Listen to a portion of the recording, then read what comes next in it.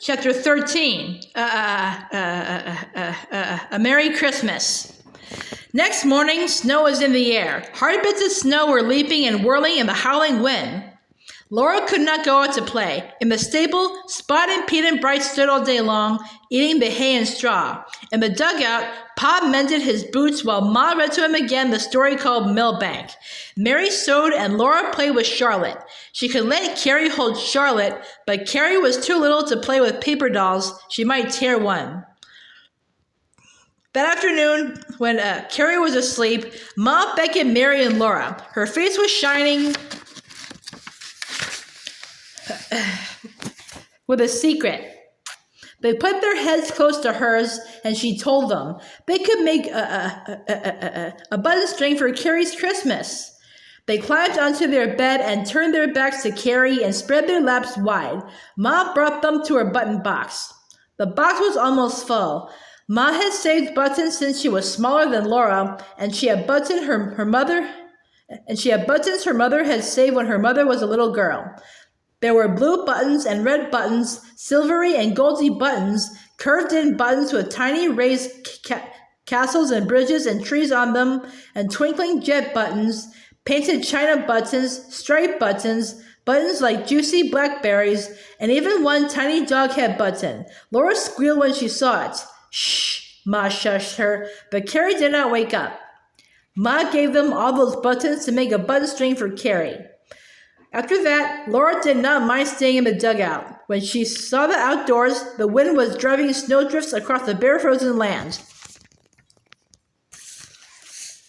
The creek was iced and the willow tops rattled. In the dugout, she and Mary had their secret.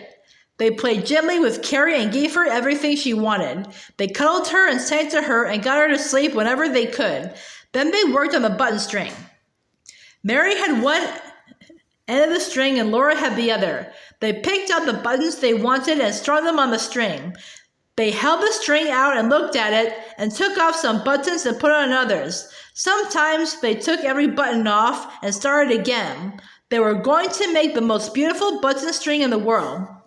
One day, Ma told them that this was the day before Christmas. They must finish the button string that day. They could not get Carrie to sleep. She ran and shouted, climbed on benches and jumped off, and skipped and sang. She did not get tired. Mary told her to sit still like a little lady, but she wouldn't. Laura let her hold Charlotte, and she joined Charlotte, and she jounced Charlotte up and down and flung her against the wall. Finally, Ma cuddled her and sang. Laura and Mary were perfectly still. Lower and lower, Ma sang, and Carrie's eyes blinked till they shut. When softly Ma stopped singing, Carrie's eyes popped open and she shouted, "More, Ma, more!" But at last she fell asleep. Then quickly, Laura and Mary finished the button string. Ma tied the ends together for them. It was done. They could not change one button more. It was a beautiful button string. That evening after supper, when Carrie was sound asleep, Ma hung her clean little pair of stockings from the table edge. Laura and Mary, in their nightgowns, slid the button string into one stocking. But that was all. Mary and Laura were going to bed when Pa asked them, "Aren't you girls going to hang your stockings?" "But I thought," Laura said, I thought Santa Claus was going to bring us horses." "Maybe he will," said Pa, "but little girls always hang up their stockings on Christmas Eve, don't they?" Laura did not know what to think. Neither did Mary. Ma took 2 clean stockings out of the clothes box, and Pa helped hang them beside Carrie's. Laura and Mary said their prayers and went to sleep, wondering. In the morning, Laura heard the fire crackling. She opened one eye the least bit and saw a lamplight and a bulge in her Christmas stocking. She yelled and jumped out of bed. Mary came running too, and Carrie woke up. In Laura's stocking and in Mary's stocking, there were little paper packages just alike. In the packages was candy. Laura had 6 pieces and Mary had 6. They had never seen such beautiful candy. It was too beautiful to eat. Some pieces were like ribbons bent in waves. Some were short bits of round stick candy, and on their flat ends were colored flowers that went all the way through. Some were perfectly round and striped. In one of Carrie's stockings were 4 pieces of that beautiful candy, and the other was the button string. Carrie's eyes and her mouth were perfectly round when she saw it. Then she squealed and grabbed it and squealed again. She sat on Pa's knee, looking at her candy and her button string and wriggling and laughing with joy. Then it was time for Pa to do the chores. He said, "Do you suppose there is anything for us in the stable?" And Ma said, "Dress as fast as you can, girls, and you can go to the stable and see what Pa finds." It was winter, so they had to put on stockings and shoes, but Ma helped them button up the shoes and she pinned their shawls under their chins. They ran out into the cold. Everything was gray except a long red streak in the eastern sky. Its red light shone on the patches of gray-white snow. Snow was caught in the dead grass on the walls and roof of the stable, and it was red. Pa stood waiting in the stable door. He laughed when he saw Laura and Mary, and he stepped outside to let them go in.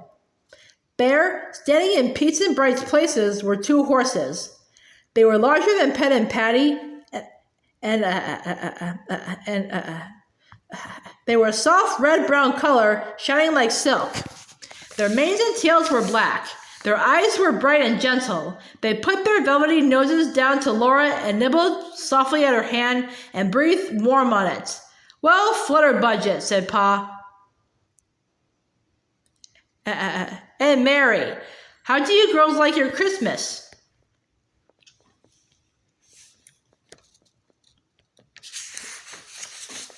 "Very much, Pa," said Mary. But Laura could only say, "Oh, Pa." Pa's eyes shone deep and he asked, "Who wants to ride the Christmas horses to water?" Laura could hardly wait while he lifted Mary up and showed her how to hold on to the mane and told her not to be afraid. Then Pa's strong hand swung Laura up. She sat on the horse's big, gentle back and felt its aliveness carrying her. All outdoors was glittering now with sunshine on snow and frost. Pa went ahead, leading the horses and carrying his axe to break the ice in the creek so they could drink. The horses lifted their heads and took deep breaths and wished the cold out of their noses. Their velvety ears pricked forward, then back and forward again.